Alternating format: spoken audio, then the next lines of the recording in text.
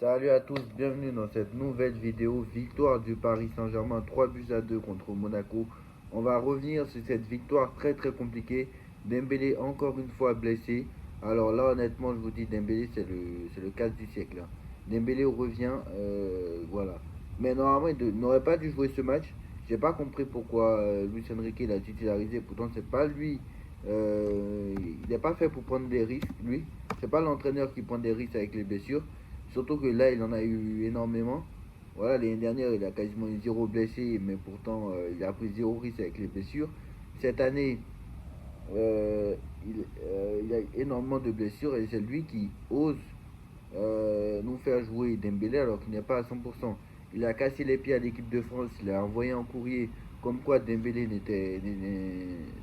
devrait pas jouer, mais pourtant, il a fait jouer quand même. Donc voilà. Donc je ne comprends pas pourquoi Enrique a fait ça. Maintenant tu perds Dembélé, on ne sait pas pour combien de semaines. Voilà, hein, c'est comme ça. Maintenant, on va revenir sur le match. Bon, comment tu peux prendre un but au bout de 1 minute de jeu? Je ne comprends pas. Je ne comprends pas comment tu peux prendre un but au bout de 1 minute de jeu. Regardez ce ballon de Mendes. Qu'est-ce que Barcola cherche à dribbler ici? Il est, il est proche de la surface de. Le mec est proche est dans un endroit dangereux. Il ose faire des dribbles. Alors ça sert strictement à rien. Et la passe de Mendes en retrait est ratée. Récupération de Monaco.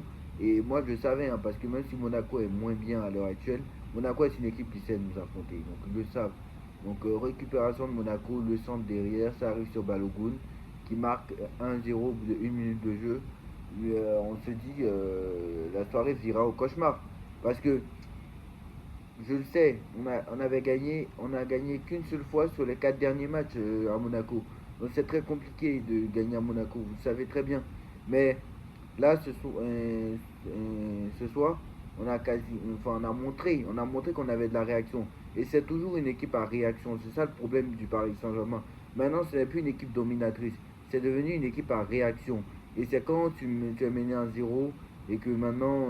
Alors, je ne dis pas qu'aujourd'hui, on n'a pas joué à fond, même s'il y a eu des erreurs individuelles, etc., hein, notamment sur le deuxième but de Folarin Balogun, où j'ai pas compris pourquoi est-ce qu'il y a une erreur déjà de marquage de Marquinhos qui, je sais pas qu'est-ce qu'il fait.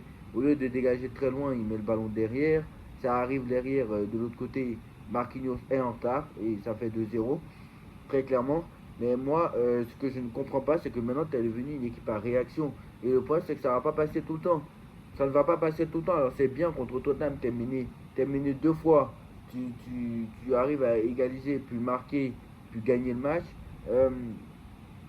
Euh, tu es contre les petites équipes de Ligue 1, tu es mené, mais tu arrives toujours à revenir. Mais le problème, c'est que ça ne va pas passer tout le temps. C'est ça le problème. Tu es devenu une équipe à réaction et ça ne n'arrange personne. Voilà, à 2-0, on s'est dit tous, c'était terminé. Et là, Vitinha, il y a un penalty à la 21e, tu te dis, ça y est, on va enfin faire quelque chose. Et Vitinha qui rate son penalty, donc très clairement là, Vitinha. Alors sur les réseaux, ça nous a assassiné en première mi-temps parce que tu te dis Dembélé blessé, là tout est contre toi parce que Dembélé blessé, euh, Vitinha qui rate son penalty, tu te dis ce soir ça va pas passer. Et surtout que en face, sur les réseaux sociaux, ça nous assassine un peu les Barcelonais qui sont en train de nous dire que Dembélé est le pire ballon d'or de l'histoire, Vitinha est comparé à Pedri, mais n'importe quoi, etc. et tout. Mais Vitinha fait un très. Bon, Vitinha, ça n'a pas été le meilleur des Vitinha, on va pas se mentir, même s'il a raté le penalty. Ça n'a pas été le meilleur des Vitinha ce soir, on va pas se le cacher. Mais quand même, remarquez qu'au mental, on a réussi quand même à renverser la tendance. Et ça, c'est ça le problème. C'est que maintenant, on est devenu une équipe à réaction. Et moi, ça me gêne d'être une équipe à réaction.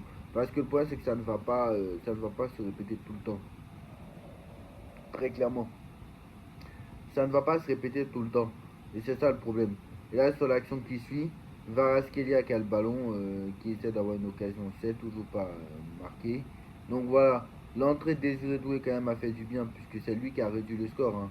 Barcola qui fait la passe à Désiré Doué qui a frappé dans un angle très fermé, très clairement. Là, sur cette occasion-là, si tu as Barcola à la place de Doué, il n'y a pas but, hein. Je vous le dis, très clairement. Là, Doué a fait du bien parce que Doué, le fait qu'il ait goûté un peu au banc quelques matchs, je pense que ça l'a piqué un peu dans son orgueil, hein, je vous le dis. Il a goûté au banc quelques matchs, je pense que ça lui a fait du bien, voilà, je le dis. Et espérons que avec la blessure de Dembélé, je pense qu'il va plus jouer vu que Dembélé est blessé maintenant. Et on ne sait pas quelle est la nature de la blessure de Dembélé, donc à voir ce qu'il en est. Voilà. Doué à l'origine de l'action sur les trois buts, hein, puisque Doué a frappé sur la frappe sur le but d'Akimi. C'était une frappe de Désiré Doué au départ de l'action du deuxième but. Désiré Doué à la frappe, arrêt de Keun, ça rebondit derrière sur Achraf Hakimi qui égalise.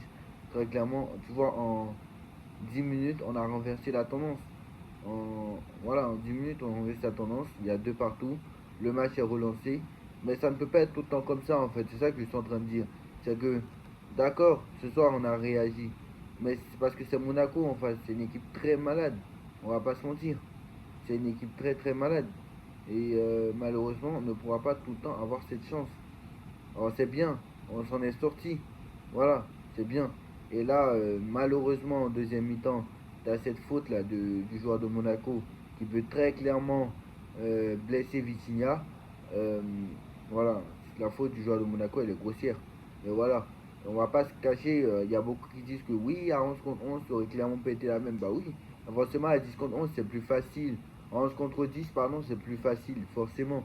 Parce que le match était très serré bon, très serré. Alors, très serré, je ne suis pas trop de cet avis, puisque effectivement, ce n'était pas serré en soi. Parce que le match, c'était l'arbre qui cachait la forêt. C'était serré au niveau du score. Mais eux, à chaque fois qu'ils avaient une occasion, c'est un but. Donc, il nous en faut 6 pour marquer. Et c'est ça le problème du Paris Saint-Germain. C'est qu'une occasion, un but, dès qu'on nous met une frappe, on encaisse. Et c'est ça le problème du Paris Saint-Germain maintenant. Et donc, dès qu'on nous met une frappe, on encaisse. Donc ça veut dire que très clairement, euh, on, a- on est devenu une équipe à réaction. C'est pour ça qu'on est devenu une équipe à réaction. Parce que, voilà, on attend. Sauf qu'on sait très bien que dès qu'on nous met une frappe, on encaisse. Donc c'est très compliqué. Donc le problème, c'est que contre Monaco, ça peut passer. Contre Tottenham, ça peut passer contre je ne sais pas qui, ça peut passer. Mais par contre, quand on va jouer contre les Manchester City, là, déjà en huitième, si on passe contre les Barcelone et Chelsea, ça ne sera pas la même chose. Ça va pas être la même limonade. Et je pense que très clairement, ils le savent. Voilà, même si Barcelone est sur deux défaites d'affilée, ça va pas être la même. Voilà, eux, ils sont pas en barrage déjà. Voilà, nous, c'est notre cas. Voilà, même si on les a battus avec 10 absents. Voilà. Donc, voilà, la deuxième mi-temps était beaucoup plus simple, hein, puisque maintenant tu vois le PSG pressé, tu vois le PSG courir, tu vois le PSG avec intensité, etc. Mais oui, mais ça, il fallait le faire depuis le début de la deuxième mi-temps. Très clairement, depuis le début du match, il fallait le faire. Et là, aujourd'hui, passe de Warren Zaïemri, 67e minute, passe de Warren Zaïemri pour le but de Désiré Doué, frappe en pied gauche, incroyable. Et ça, vous voyez, c'est le Désiré Doué qu'on attend. Ça, c'est le Désiré Doué qu'on a vu cette PSG collectif. Voilà. Hakimi qui a le ballon à droite. T'as Hakimi qui a le ballon à droite, qui le donne à Warren et Varaskelia qui donne à Hakimi en une touche. Hakimi qui remet à Vara, qui remet à Warren, qui donne à Doué qui frappe. Et ça, en fait, cette action du troisième but, bah, c'est le but très clairement du PSG 2025. Parce que ça, c'est ce qu'on avait vu au Paris Saint-Germain en 2025. Parce que ça, par exemple, c'est le jeu collectif du Paris Saint-Germain. Et ça, on l'a vu sur cette action. Mais malheureusement, maintenant, on le voit par intermittence. On veut le voir tout le temps. On veut le voir de la première à la 95e. Maintenant, on veut voir ça tout le temps. Moi, je veux la même deuxième période à tous les matchs. Ou 3 matchs sur 4. Voilà, je sais très bien qu'on ne peut pas demander ça à tous les matchs. Parce que bien sûr, il y a des matchs où ils essaient de se gérer. Même si, voilà, je veux ça 3 matchs sur 4. Voire 4 matchs sur 4. Parce que tu n'es même pas premier en Ligue 1. Donc on ne peut pas trop demander. Voilà, tu as déjà 3 défaites en Ligue 1. C'est quand même pas mal, sachant que c'est la première fois que sous Luis Enrique que ça arrive, donc c'est pas anodin. Donc voilà, voilà, on a vu que ce match n'est pas facile, on a vu que ce match n'allait pas être facile, et vous avez vu, ce match n'a pas été facile. Barcola qui nous rate une occasion à 3-2 encore un ratable, franchement. pas inratable. Mais c'est vrai qu'il aurait pu faire mieux. C'est vrai qu'il va tirer sur le gardien, mais bon. C'est vrai qu'il aurait pu faire mieux. Voilà, je dis il aurait pu faire mieux. Voilà. Dans l'autre match, le Real a battu le Benfica 1 but à 0. Donc le Real est en, est en pole position pour la qualification. Le Real a son match retour à domicile. Je pense que ça va le faire. Sachant que là, je pense que très clairement, voilà, le Real va se faire éliminer en huitième de finale si jamais il tombe contre City. Bon, ça c'est une autre histoire. Voilà. La surprise générale, c'était Galatasaray qui a humilié la Juventus de Turin 5 buts à 2. Alors moi je savais que Galatasaray n'allait pas perdre, hein, parce que je partais sur Galatasaray ou match nul. Mais bon, Galatasaray est une équipe à se méfier, même si derrière la Juve est un peu finito, on va pas se mentir.